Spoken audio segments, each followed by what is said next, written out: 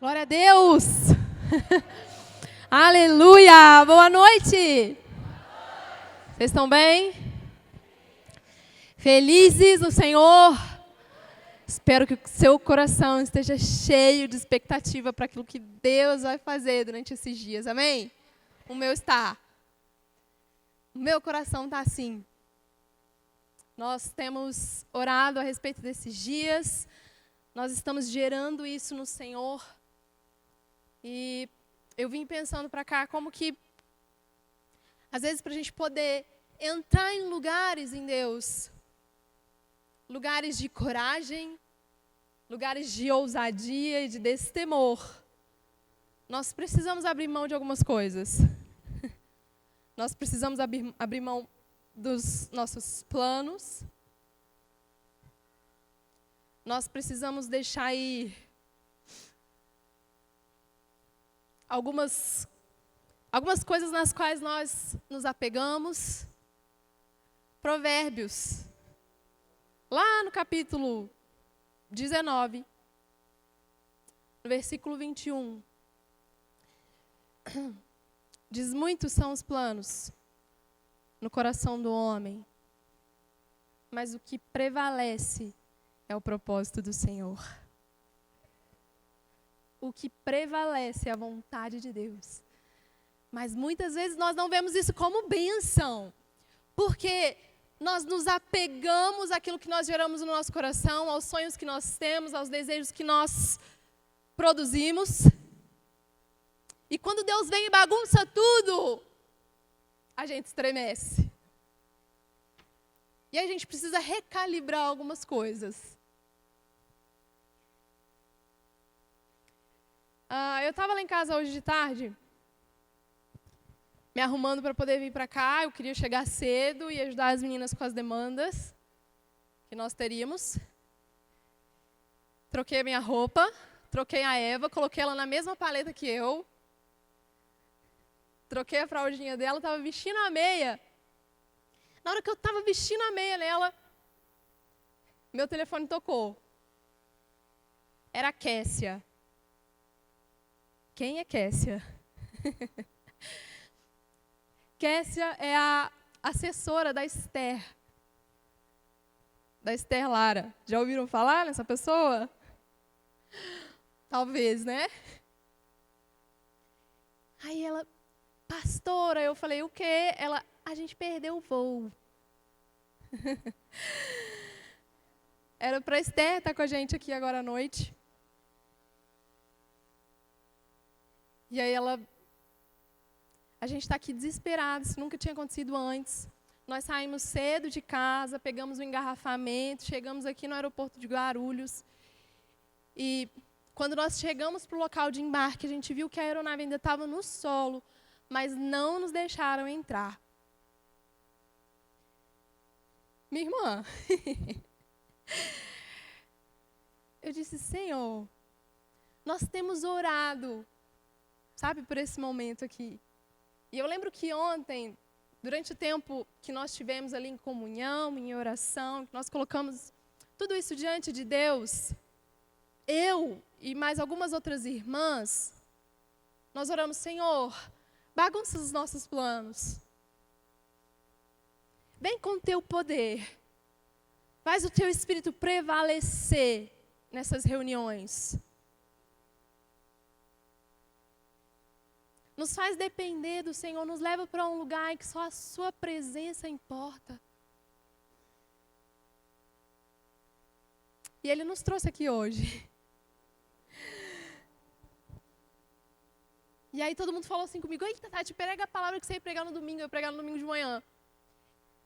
Aí eu, que palavra? Não tinha palavra.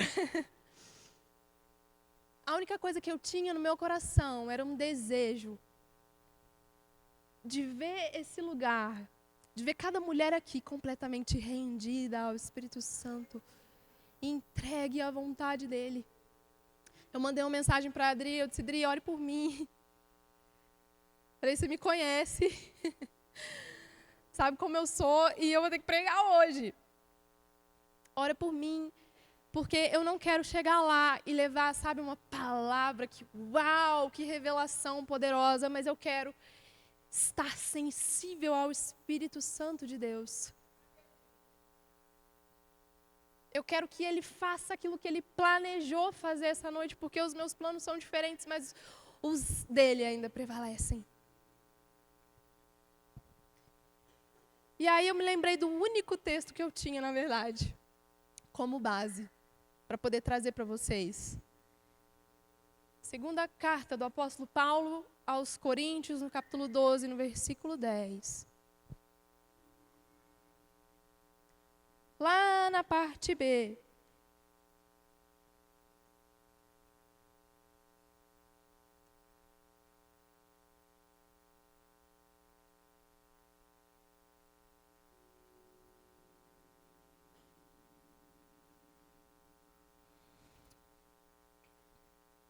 Vamos ler o verso todo. 2 Coríntios 12, versículo 10. Por isso, por amor de Cristo, regozijo-me nas minhas fraquezas, nos insultos, nas necessidades, nas perseguições e nas angústias. Pois quando sou fraco, é que sou forte. A força de uma mulher destemida está em saber que todo o recurso que ela tem,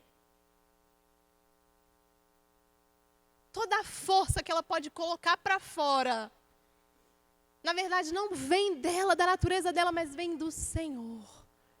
Que na verdade quando ela se esvazia, se entrega,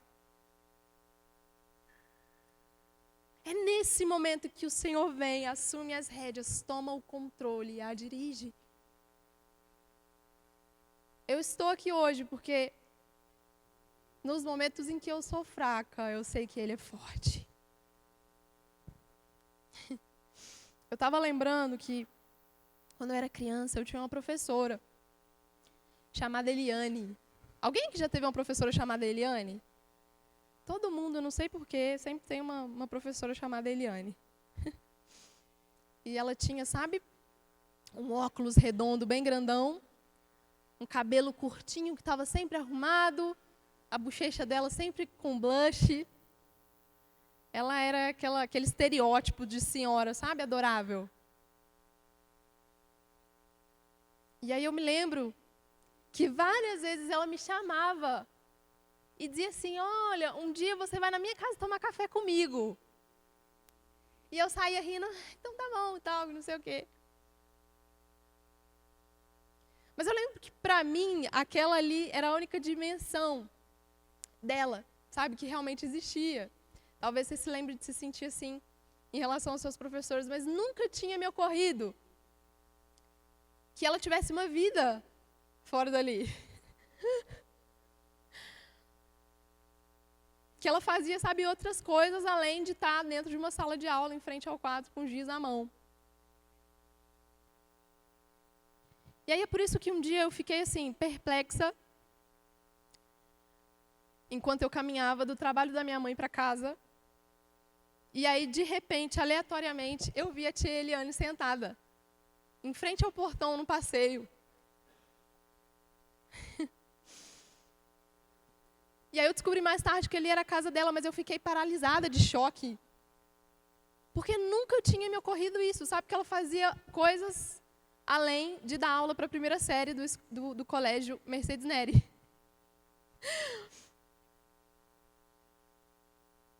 Ela estava sentada ali naquele banquinho, com umas crianças ali do lado dela, o cabelo dela todo bagunçado, desgrenhado, e sem o óculos. Sem o óculos, uau! O que eu estou dizendo para você é que eu não sabia que existia uma tia Eliane sem óculos. Eu estava vendo os olhos dela. E eu fiquei pasma com aquilo. Porque, sabe, ela estava do lado de crianças e ela tinha um homem, um marido do lado dela. Então, nunca passou pela minha cabeça que tivesse mais do que a dimensão que eu estava acostumada a ver ela. E se alguém me perguntasse assim, quem que é a tia Eliane para você? Naquela altura do campeonato, eu ia responder assim, ela é a nossa tia. uma professora legal, bacana. E aí eu lembro que quando a gente estava passando assim, próximo dela, né, ela chamou a minha mãe, ela falou, menina, sabe que eu sempre chamo a sua filha para poder vir aqui tomar um café comigo? Aí minha mãe, que isso, Natália? Eu falei, ela chama mesmo, mas na minha cabeça, sabe, não tinha como acontecer. Aí ela falou, a gente mora aqui perto, o dia que você quiser trazer ela, vem com ela. Mas eu tinha colocado ela dentro de uma caixinha. E sabe, colocar ela dentro dessa caixinha não limitava a vida dela, porque ela continuou sendo ela. Embora para mim ela fosse uma boa professora, ela continuou, talvez indo ao shopping na segunda-feira de noite, saindo com as crianças na sexta, talvez indo para a igreja no domingo. Essa caixinha só limitou a minha experiência com ela, a minha expectativa com relação a ela. Os meus encontros com ela foram limitados porque eu não entendia, eu não tinha consciência de todo o escopo que aquela mulher era.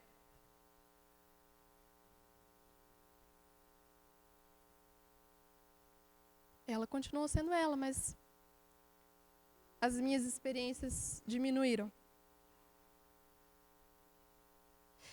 Eu acho que é por isso que uma das perguntas mais comoventes, necessárias e poderosas que Jesus faz no Novo Testamento é a mesma que Ele está se preparando para poder fazer para você hoje. Lá em Lucas, no capítulo 9.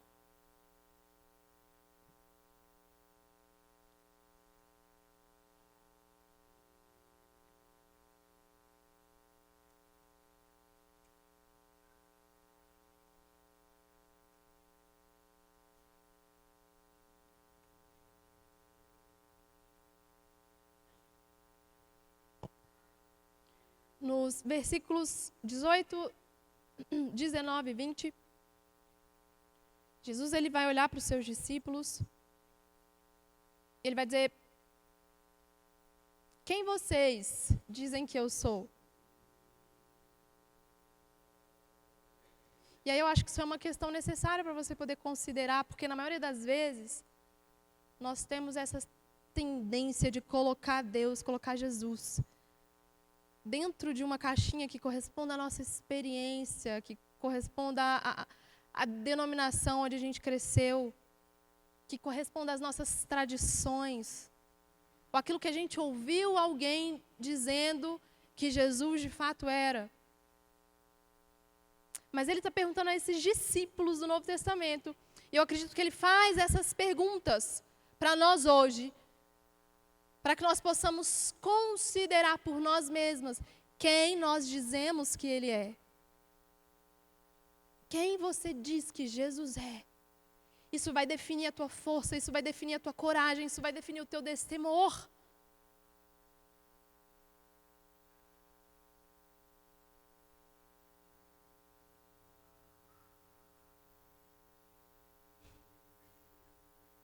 Isso é tão importante porque aqui no versículo 23, do capítulo 9, Jesus está prestes a fazer um dos convites mais impressionantes e surpreendentes que esses homens já receberam. Se alguém quiser acompanhar-me, negue-se a si mesmo e tome diariamente a sua cruz e siga-me.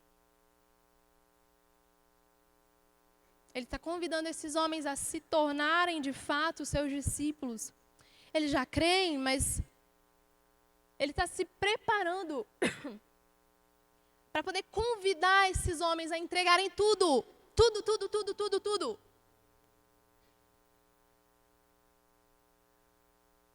É um convite para um discipulado intenso. Mas antes disso, ele está perguntando quem vocês dizem que eu sou. Porque minha identidade vem primeiro, o convite vem depois. Considera o peso dessas palavras que Jesus usa para poder descrever o discipulado. Ele diz: negue, perca, sabe, abandone, deixa e vem.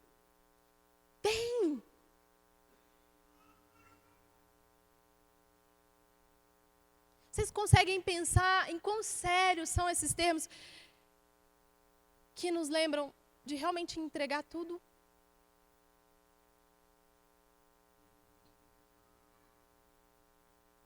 Porque o discipulado que Jesus está descrevendo aqui, ele está requerendo, está exigindo um divórcio sólido com os nossos ideais,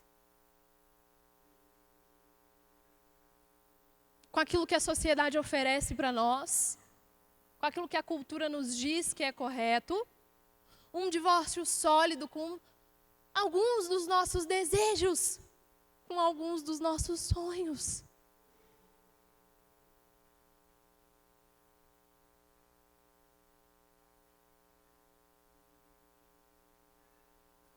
Isso aqui vai contra, minha irmã, uma fé, sabe, que é egocêntrica, que celebra a agitação, que celebra o excesso, que nos tira da facilidade, do conforto. Quantas vezes nós deixamos de fazer aquilo que Jesus pediu para nós fazermos? Quantas vezes nós deixamos de viver os nossos propósitos? Porque nós valorizamos mais o nosso conforto. A gente não quer deixar ir, a gente não quer negar, a gente não quer seguir.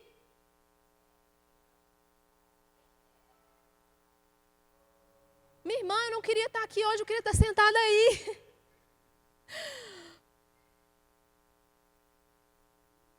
Nem no domingo eu queria estar aqui. Quero o dia para eu estar mesmo.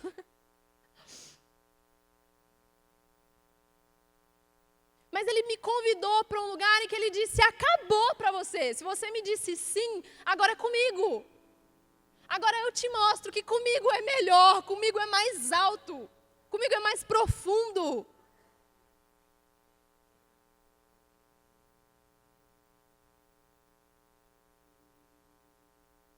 O convite que Jesus faz exige que a gente reoriente a nossa bússola para coisas, sabe, que foram perdidas antes. Simplicidade, obediência, santidade. E a pergunta que eu quero que você se faça hoje é: você está realmente se rendendo a esse discipulado? Você está realmente se entregando sem reservas ao Senhor?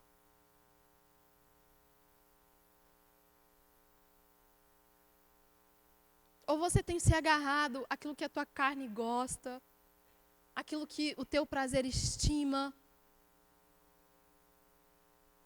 Tem olhado para as coisas daqui de baixo ao invés de olhar para as coisas do alto? Jesus está aqui no capítulo 9, cortando as nossas pernas, sabe? Cortando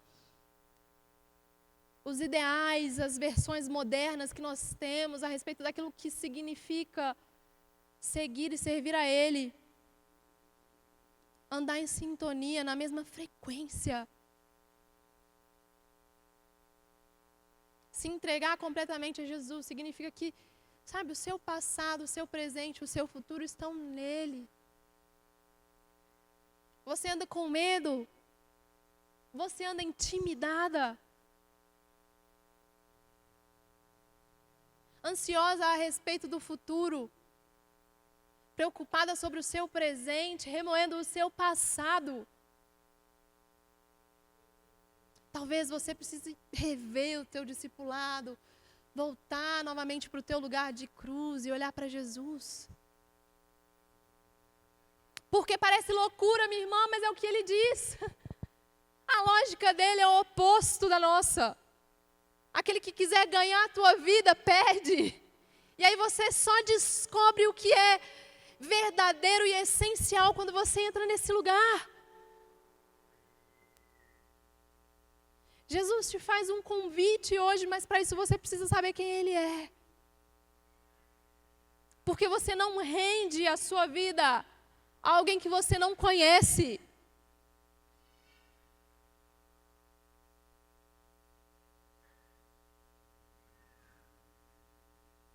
Nós, às vezes, convidamos Jesus para as nossas vidas e nós dizemos, pode entrar, a casa é sua.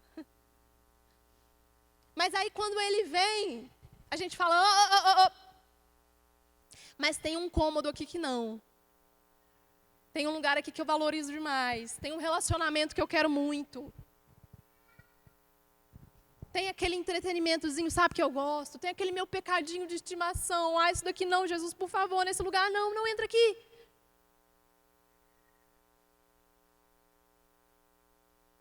Nós podemos de fato dizer, Jesus, pode entrar, a casa é sua, fica à vontade.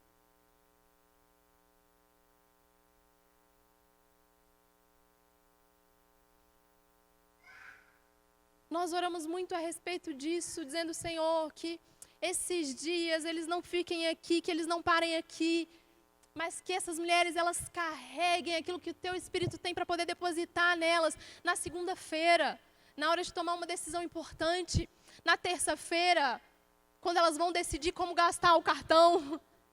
Eita, glória!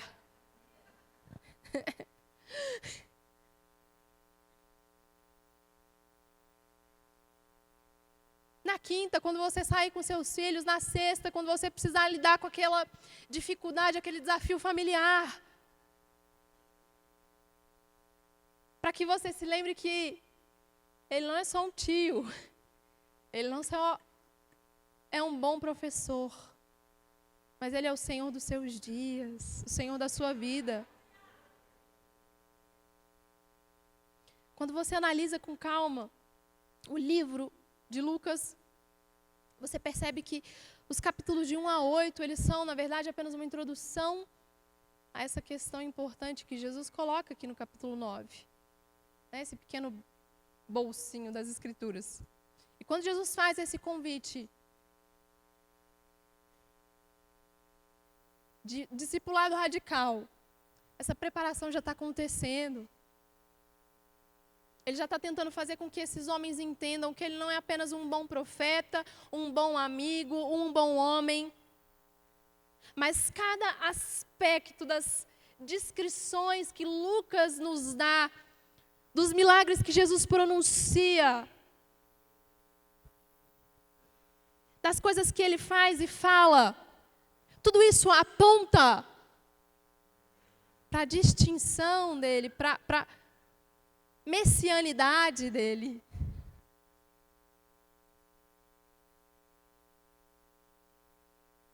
Nos capítulos 1 e 2, Jesus não é só uma criança comum que está perdida, bagunçando no templo. Não. Ele é um filho que está na casa do seu pai, cuidando dos negócios do seu pai. No capítulo 3, ele não é só um homem sendo batizado por João Batista, ele é aquele sobre quem os céus se abrem e o Espírito desce como pomba, dizendo, este é o meu filho amado em quem eu tenho prazer. Ele não é só um homem jejuando no deserto, no capítulo 4. Ele é aquele sobre quem repousava toda a redenção, todo o plano divino. Aquele a respeito de quem os profetas testemunhavam, o ungido que veio para pregar boas novas, libertar os pobres, proclamar libertação aos cativos.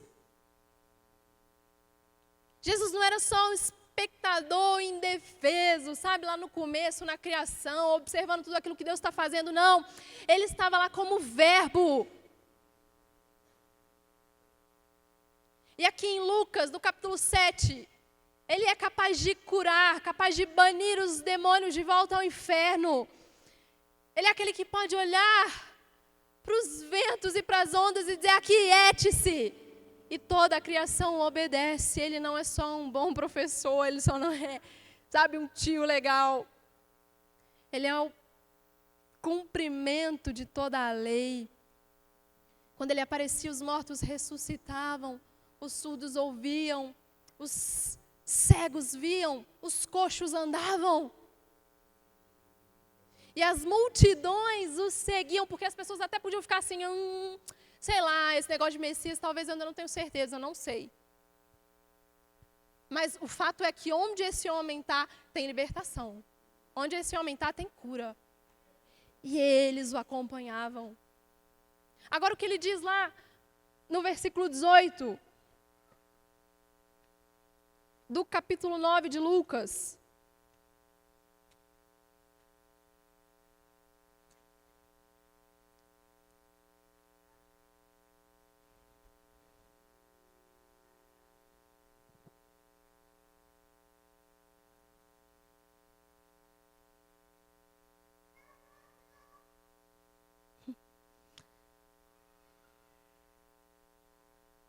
Então lhes perguntou: quem as multidões dizem que eu sou? E eles responderam: alguns dizem que és João Batista, outros Elias, e ainda outros que és um dos profetas do passado que ressuscitou. Porque quando você é multidão, você tem uma opinião a respeito de Jesus. Mas você pode muito bem ser um fã, uma fã, não ser uma discípula. Não ter entregado tudo.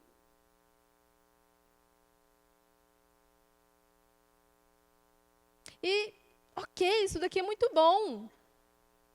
Poxa vida, uma pessoa vira para mim e fala assim: nossa, João Batista, você, ó, a própria João Batista de saia. Eu ia ficar me sentindo. Um dos profetas, meu Deus, alguém do passado que ressuscitou, uau! Que elogio legal, mas para Jesus era um insulto. Porque ele é algo além. Porque ele deseja se revelar de uma maneira mais profunda. E ele diz: e vocês? Isso é o que a multidão pensa, mas e vocês?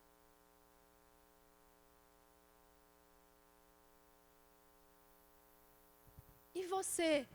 Quem você diz que Jesus é? E como isso define a tua entrega?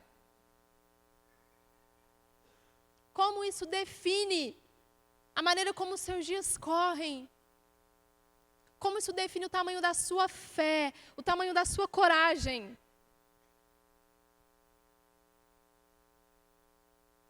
Querido, então o meu convite para você hoje é para que você entregue tudo, tudo. Para que você deixe tudo aos pés dele. Porque Jesus veio e ele pagou um preço muito alto para que você não entregasse tudo. Estava conversando com a Adri ali, e nós temos orado por um ambiente de liberdade, sabe? Por um ambiente em que a intimidação não nos trave, não nos segure. Minha irmã, você está aqui hoje, Jesus te escolheu a dedo, você estava dentro dos planos de Deus, dentro da agenda dele. Abra o seu coração. Entregue-se completamente. Ofereça a sua devoção. Você está aqui para isso. Sabe, pega o peso da semana, o peso das coisas que te aconteceram, o peso dos problemas que tem te afrontado. E esse é o momento de você depositar tudo aos pés dele.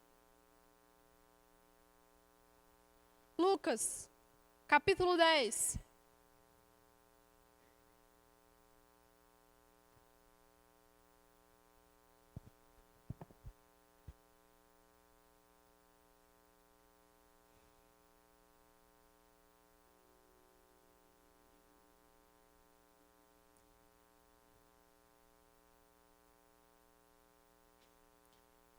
Versículo 41.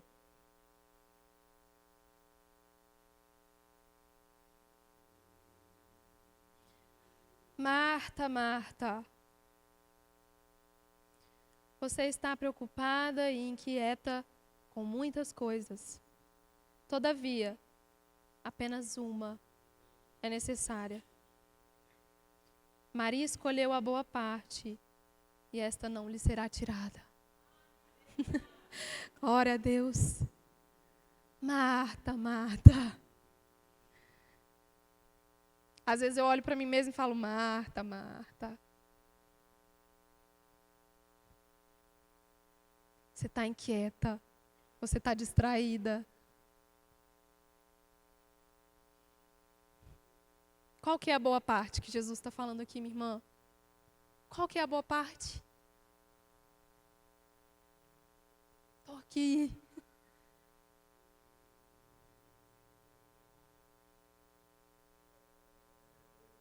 Escolha a boa parte. Se assente aos pés do Senhor hoje. Se coloque de pé, querida.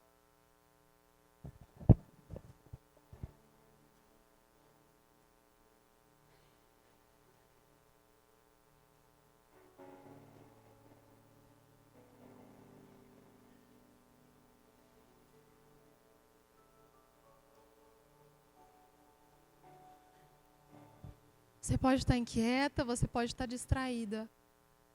Mas o Senhor te trouxe aqui hoje para que você entregasse a sua devoção. Para que você se assentasse aos pés dele.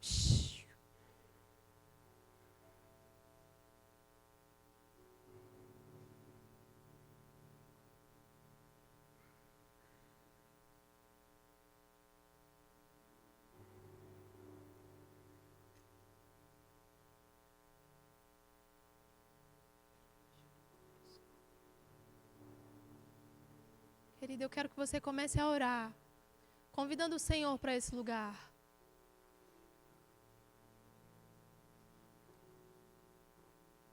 Para que Ele assuma os tronos, sabe, do seu coração, dos seus pensamentos. Para que você entregue a Ele o lugar que é dele de direito.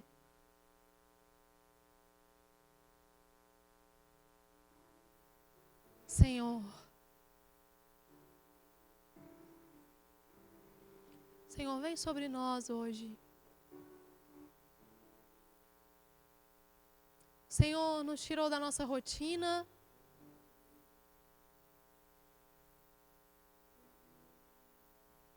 Nos trouxe para esse lugar.